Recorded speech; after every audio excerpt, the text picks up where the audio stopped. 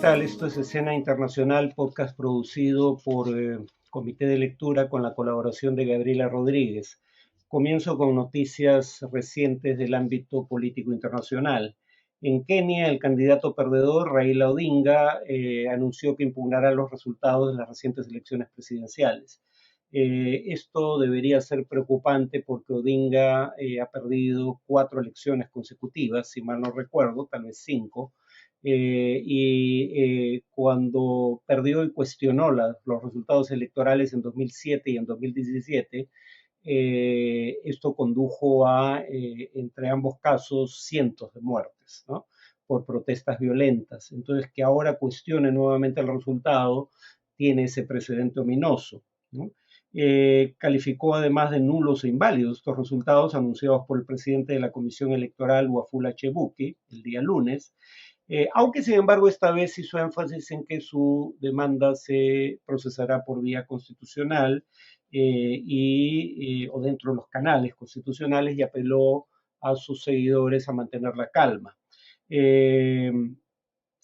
De proceder la demanda, y algunos observadores internacionales creen que no hay razón para ello, que estas probablemente han sido las elecciones más transparentes en la historia reciente, cuando menos de Kenia, pero digamos, hipotéticamente cabe la posibilidad de que como en 2017 el pedido, de reconsiderar el resultado lleve a la convocatoria de nuevas elecciones. Pero en 2017 Odinga llamó a no votar en esas nuevas elecciones, en las que ganó Uhuru Kenyatta, el presidente saliente que curiosamente ahora apoya a su antiguo opositor. En Brasil se inició oficialmente la campaña electoral para las elecciones generales a realizarse el 2 de octubre próximo. Se elegirán presidente, diputados, un tercio de la Cámara de Senadores, gobernadores, los 26 que corresponden en total, y congresos estatales. Aunque hay 12 aspirantes a la presidencia, solo 2 tienen probabilidad real de éxito. El presidente en ejercicio, Jair Bolsonaro, y el expresidente Luis Ignacio da Silva, conocido como Lula. Este inicio el martes de la campaña permite de inmediato realizar eventos públicos, divulgar propaganda electoral a través de redes sociales e internet, además de medios gráficos, pero habría que esperar 10 días para que pueda hacerse lo mismo en radio y televisión. Lula sigue adelante en las encuestas, con márgenes que fluctúan según la encuestadora de 12 a 16 puntos, pero habría que recordar que hace unas semanas tenía hasta 20 puntos de ventaja. Entonces, la diferencia, si bien todavía es amplia, se viene reduciendo. Lula hizo público un video donde dice cambiar de nuevo la vida del pueblo, recordando que durante sus 2 gestiones hubo una caída dramática en la proporción de brasileños que vivían en la pobreza, y su primer acto presencial fue una visita a la fábrica de Volkswagen en Sao Paulo, presumiblemente para recordar sus viejos tiempos de obrero sindicalista del sector metalúrgico, si mal no recuerdo. Bolsonaro, en cambio, se dirigió al estado de Minas Gerais, probablemente para rememorar el hecho de que ahí se le apuñaló en un acto de campaña en 2018. El martes ambos candidatos coincidieron en la toma de posesión del nuevo presidente del Tribunal Supremo Electoral, lo cual es importante porque, dado que desde ahora, de hecho desde antes de que empezara la campaña, Bolsonaro ha cuestionado el resultado electoral sin motivo aparente, sería finalmente esta autoridad la que dirimiría los cuestionamientos que pudieran plantearse. Finalmente, en México, activistas y organizaciones de la sociedad civil le exigen al gobierno de Andrés Manuel López Obrador que reconozca la existencia de un conflicto interno, esa es la frase que usan, en el país, y enviaron una carta a Naciones Unidas para que intente interceder ante el gobierno para que reconozca que esa situación existe. Todo esto ocurre en el marco de una escalada de violencia en días recientes en diversas partes del país, que produjo muertes, personas heridas y destrucción de propiedad. Eh, la idea es que este reconocimiento lleve a la adopción de medidas de emergencia. Como decía uno de los firmantes de la carta, de no llamarse las cosas por su nombre, no se tendrá el diagnóstico correcto y nunca va a ser un éxito la estrategia. Al margen de si eso es cierto o no, el pedido no ha sido bien recibido por el presidente López Obrador, quien dijo que el país goza de gobernabilidad y estabilidad y que son los conservadores quienes tienen interés en magnificar las cosas. Eh, Calificó los ataques, el presidente en ejercicio, de propaganda criminal y el secretario de Gobernación, Adán Augusto López, no calificó como actos terroristas los hechos de violencia en mención y, al igual que el presidente, llamó a no magnificar los hechos. En cuanto al tema de análisis, me voy a referir a una de las iniciativas de vacancia que circulan en el Congreso de la República del Perú, porque es el único que tiene un componente de política internacional. Es aquel que llama a un antejuicio político para retirarle la inmunidad al presidente y pueda ser procesado en el Poder Judicial por el cargo de traición a la patria, tal cual se define en el artículo 325 del Código Penal, que habla de traición a la patria o de que es traidor a la patria, y cito, el que practica un acto dirigido a someter a la República en todo o en parte a la dominación extranjera. Eh, ¿A qué se refiere esto? A la entrevista que concediera el presidente Castillo a la cadena CNN en español el 24 de enero pasado.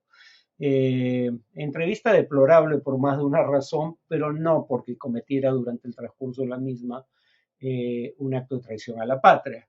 Yo en principio no me opondría a la remoción del presidente y a la convocatoria de elecciones generales, no solo presidenciales, si eso se hiciera dentro de los cauces constitucionales. Pero esto no califica como un pedido de ese tipo dentro de los cauces constitucionales. En las 89 páginas del informe de la Comisión del Congreso no hay acto alguno que pueda permitir, se, pueda ser tipificado, digamos mejor, como un acto de traición a la patria, ¿no? Decir que Bolivia debería tener acceso al mar en sí mismo no debería ser controversial. De hecho, Perú ya le concedió acceso al mar a Bolivia.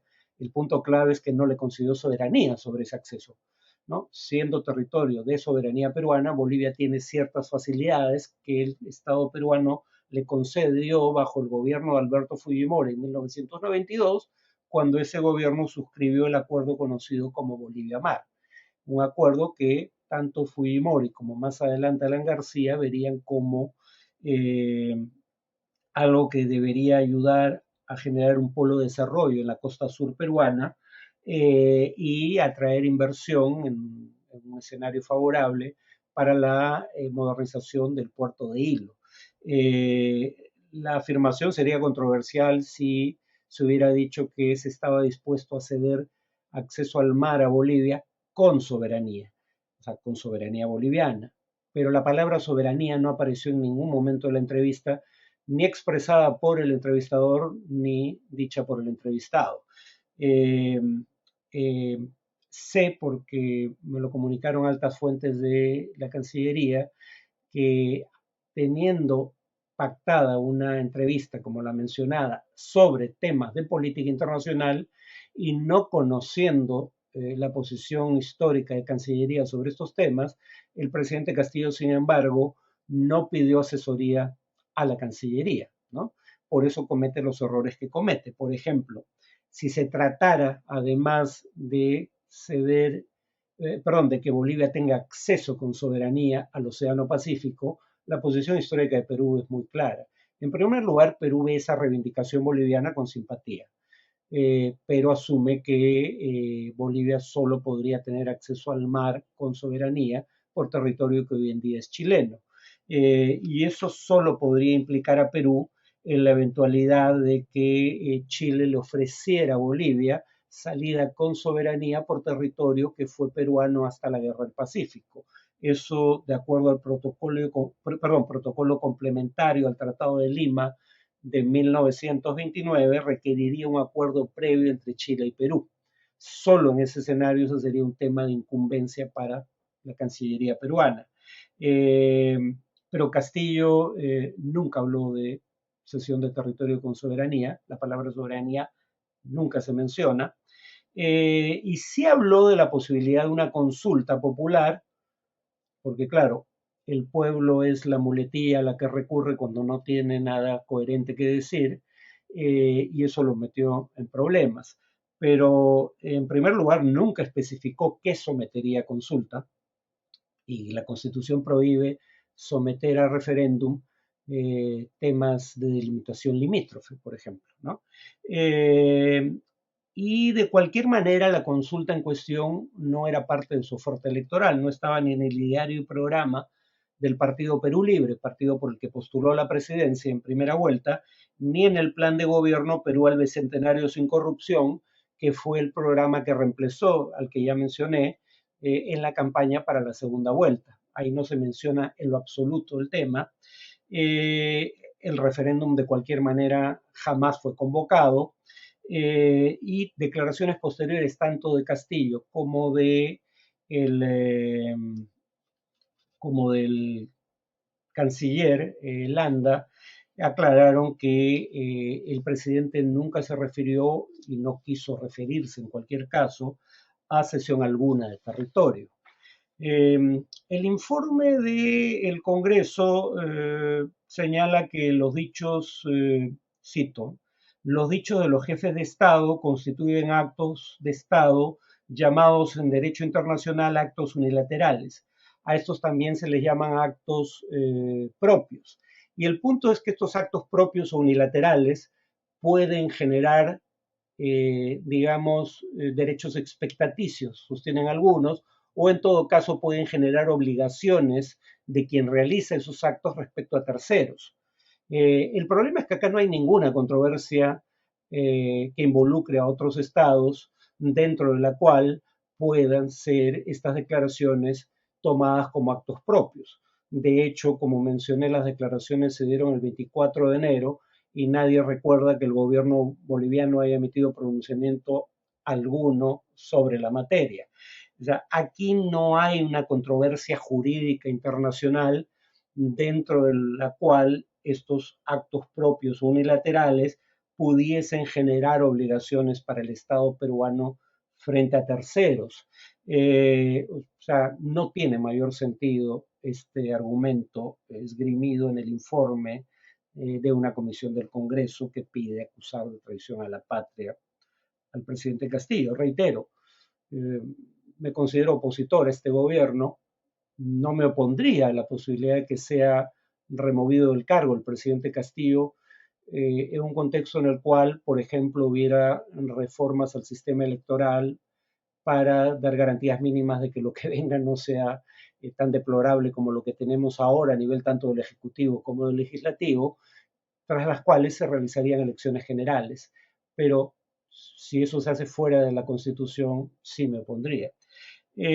Por último, mencionaría un tema, se produjo y pasó casi totalmente desapercibida, se produjo un pronunciamiento de 4 gobiernos de la región sobre la situación política en el Perú, 3 de ellos gobiernos de izquierda. Los más importantes, los de México y Argentina, si mal no recuerdo el tercero era el de Colombia, pero también había un gobierno conservador, el gobierno de Lazo en Ecuador, y los términos del pronunciamiento eran francamente bastante mesurados, ¿no? Solo se decía que había que propiciar un diálogo entre el Ejecutivo y el Legislativo como medio para salir de la actual crisis política, algo que es difícil de cuestionar, digamos, ¿no? Eh, y claro, creo que el tono del mensaje y el hecho de que se incluyera un presidente conservador en el pronunciamiento son importantes porque precisamente se quiere incidir en un contexto de polarización dentro del Perú, y algo que hubiera sido percibido como un pronunciamiento sesgado, o bien porque todos los firmantes eran presidentes de izquierda, o bien porque el contenido pudiera tener afirmaciones controversiales. O sea, para evitar que eso incidiera en la polarización en curso en el Perú, se emitió de la manera en que se emitió, pero mi presunción es que todas las partes involucradas en la crisis política peruana simplemente han decidido ignorarlo, porque tal diálogo no parece que vaya a tener lugar. Bueno, el gobierno lo invocó, eh, pero recordemos que este gobierno, específicamente el presidente Castillo, dijo que iba a convocar a un gabinete de ancha base, una conversación con el arzobispo de Lima, para luego desdecirse y ser insultado el arzobispo de Lima por el premier del gobierno de Castillo. En todo caso, si hubiera alguna iniciativa regional en torno a la crisis política peruana, muy probablemente esa tendría mayor peso relativo, mayor peso político, si se diera, como ha sido el caso en ocasiones anteriores, como una acción conjunta que coordinara una potencia regional como Brasil.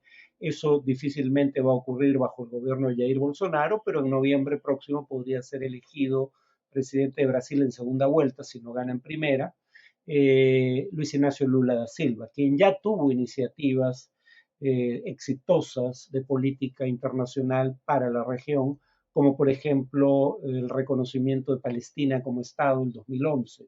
Eh, entonces, digamos, algo como esto podría tener mayor incidencia en el proceso político peruano en la eventualidad de que Lula sea elegido presidente de Brasil, pero este pronunciamiento, como ya indiqué, virtualmente ha pasado desapercibido y no va a tener mayor efecto sobre lo que ocurre en el Perú en este momento. Bueno, eso es todo por hoy. Nos vemos en el siguiente podcast.